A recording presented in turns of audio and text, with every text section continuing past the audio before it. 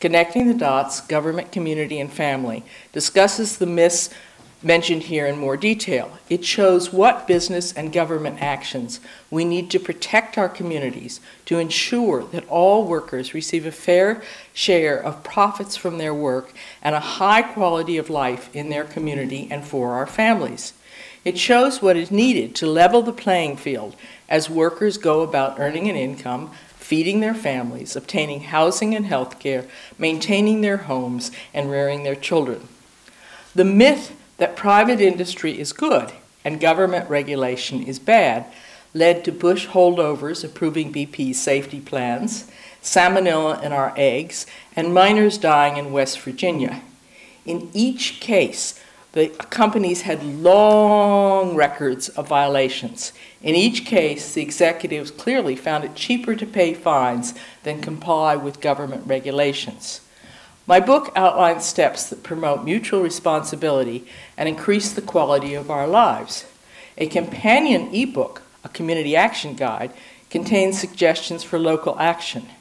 However, as both these works and this speech emphasize, the body politic is too often influenced not by facts or realistic suggestions for addressing problems, but by myths.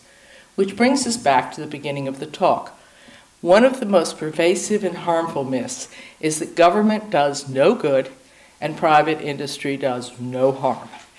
Yet during the years of the Bush administration, with its pro-business approach, the income of most middle-income workers went down, while those of their bosses rose astronomically. The median income is now about $50,000 a year. That is half the workers make less.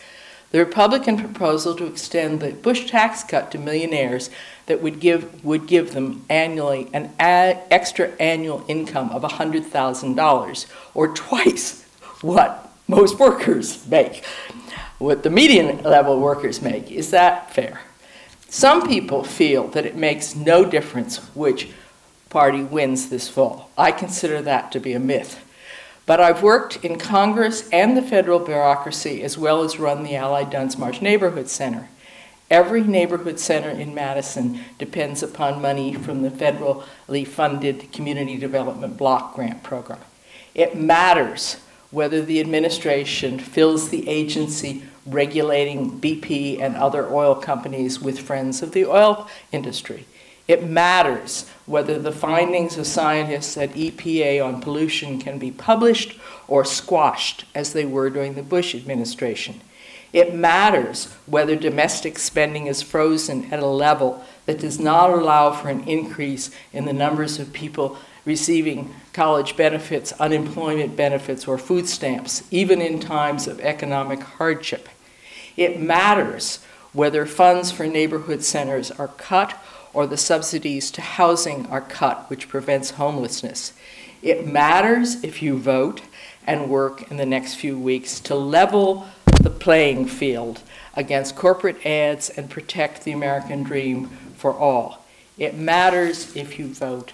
Let's connect the dots.